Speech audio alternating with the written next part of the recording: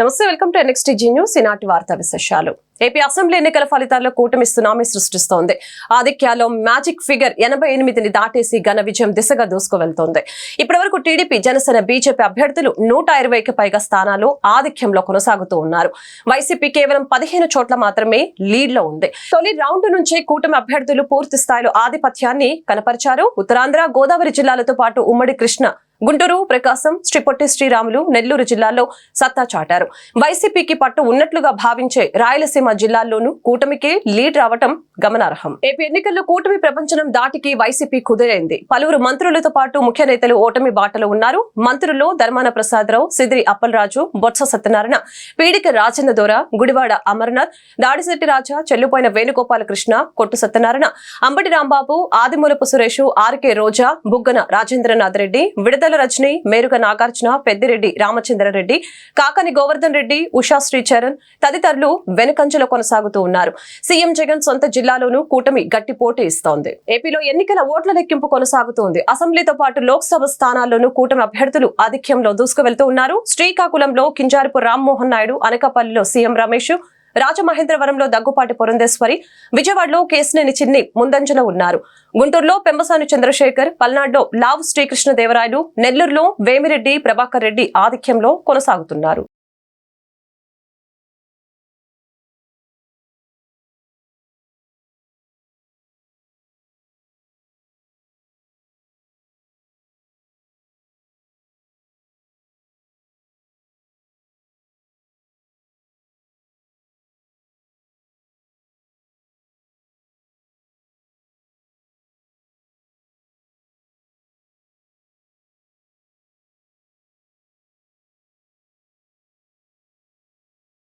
కేంద్ర ఎన్నికల సంఘం చరిత్రలోని అరుదైన ఘట్టం చోటు చేసుకుంది. ఓటర్లకు స్టాండింగ్ ఓవేషన్ ఇచ్చారు ఈసీ సభ్యులు.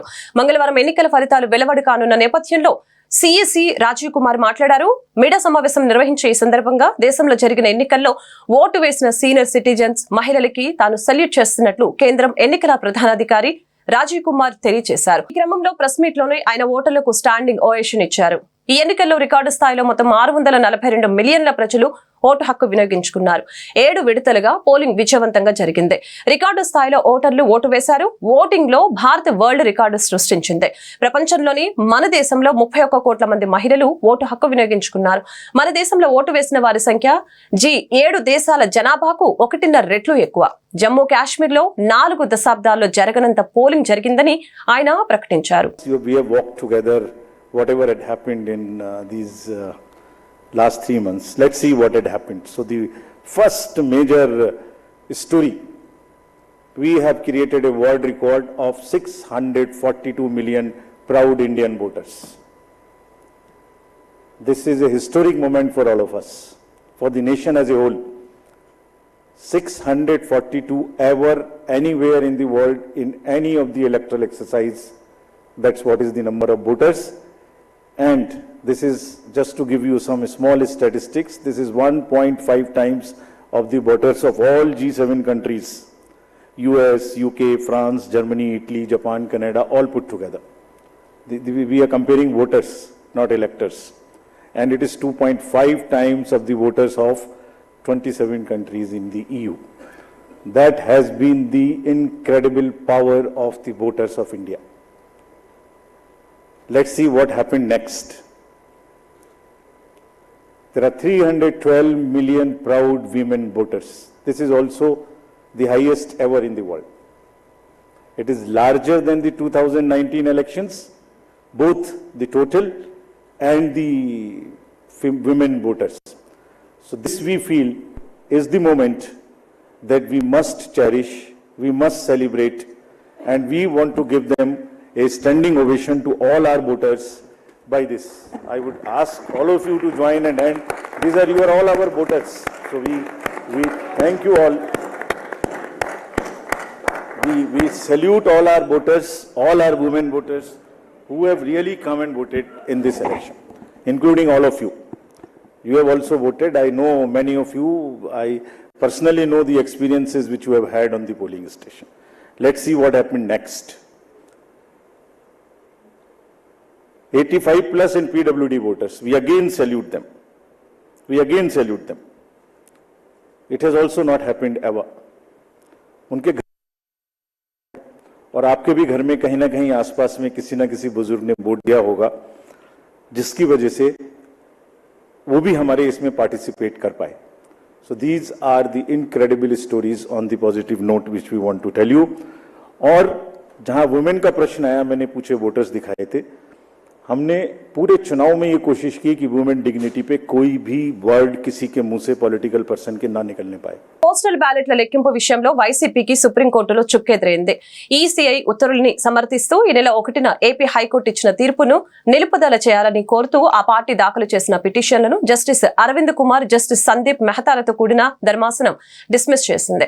అందులో మెరిట్స్ ఏమీ లేవంది. Postal ballot voter declaration form 13A పై అటెస్టింగ్ అధికారి సంతకం ఉంటే చాలని, పేరు, హోదా, సీల్ లేకపోయినా ఓటు చెల్లుతుందని మే 30న కేంద్ర ఎన్నికల సంఘం జారీ చేసిన ఉత్తర్వులు ఏపీ సీఈఓ కోరిన వివరణపై స్పష్టత ఇస్తూ జారీ చేసిందే తప్పితే ఏపీకి ప్రత్యేక నిబంధనలేవీ విధించలేదని గుర్తు చేసింది.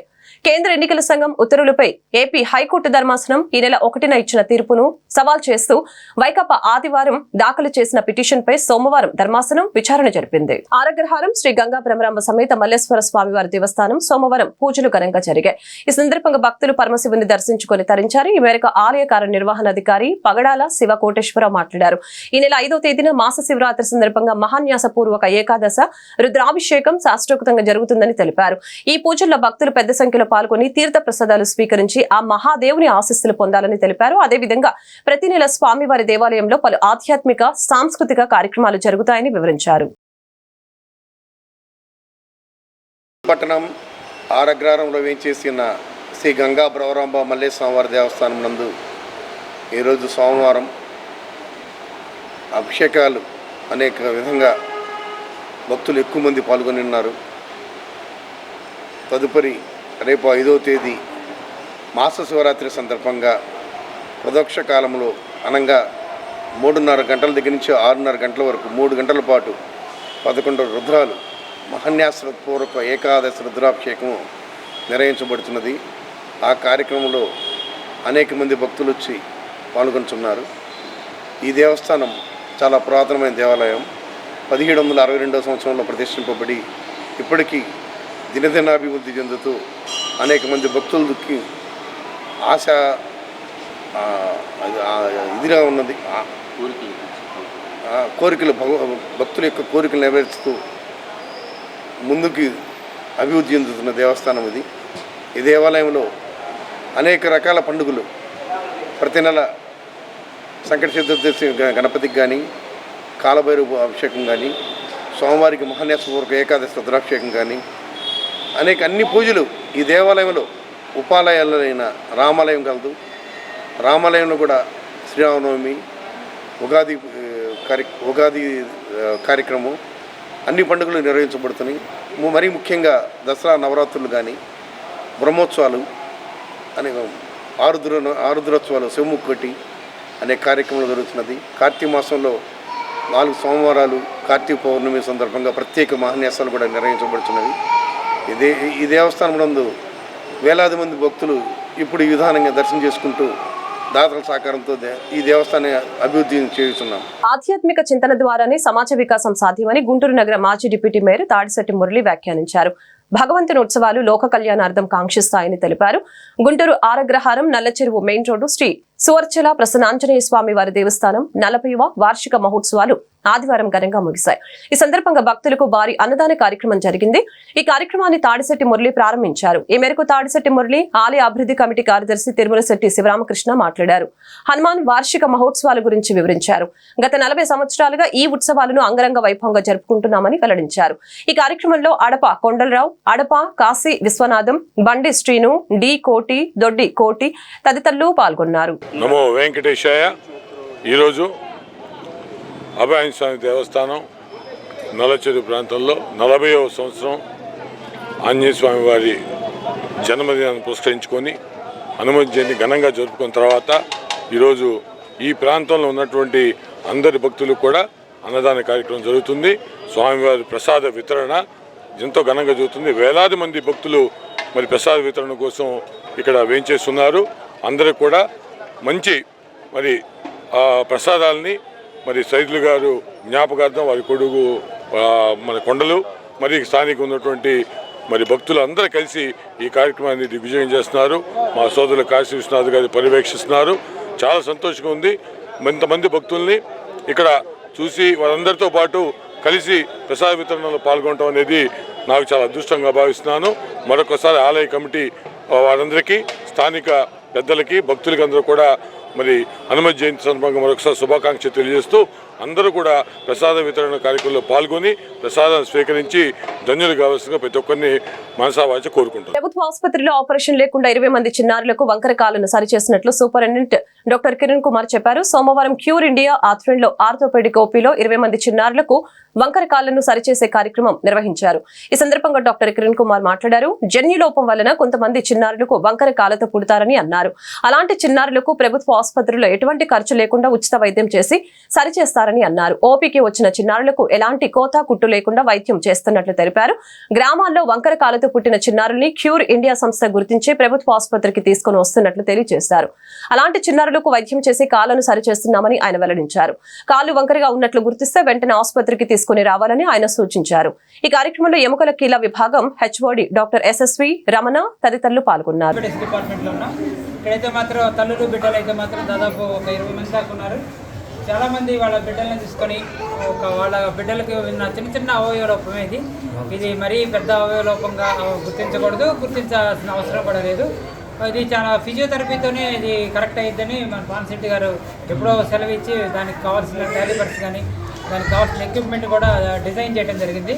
ఇవాళ జూన్ 3వ తారీఖు వరల్డ్ ఫ్లాట్ క్లబ్ ఫుట్ డేగా తీసుకొని వాళ్ళకి ట్రీట్మెంట్ ఇవ్వడానికి ఇవాళ department of orthopaedics SSV Ramana గారు ఆధ్వర్యంలో ఆయన హెచ్ఓడిగా ఉన్నారు.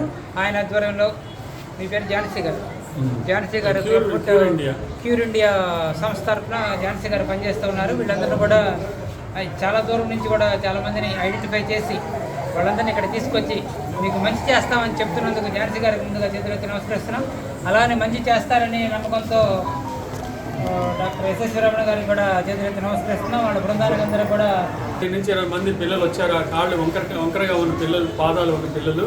దీనికి పాన్సెట్టి అనే మహానుభావుడు అమెరికాలో ఈ పాన్సెట్టి టెక్నిక్ అనే దాన్ని కనుక్కొని వీళ్ళకి ఆపరేషన్ లేకుండా, చిన్నపిల్లలు అయితే ఖచ్చితంగా ఆపరేషన్ లేకుండా కట్లతోటి సరిచేయచ్చని కనుక్కున్న మహానుభావుడు ఆయన ప్రపంచం మొత్తం తిరిగి ఈ ఆపరేషన్ లేకుండా ఈ క్లబ్ ఫుడ్కి ఓన్లీ క్యాస్ట్ అప్లికేషన్తో చేద్దామని ఒక మిషన్తో పనిచేశాడు ఆయన చనిపోయే వరకు.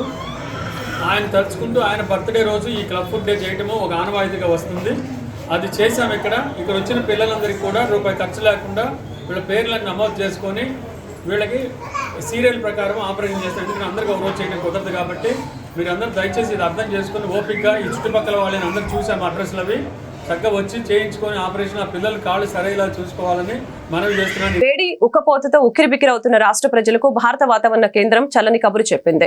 నైరుతి రుతుపవనాలు రాయలసీమను తాకాయని 3 రోజుల ముందుగానే అనంతపురం జిల్లా మీదుగా రాష్ట్రంలోకి ప్రవేశించాయని ప్రకటించింది.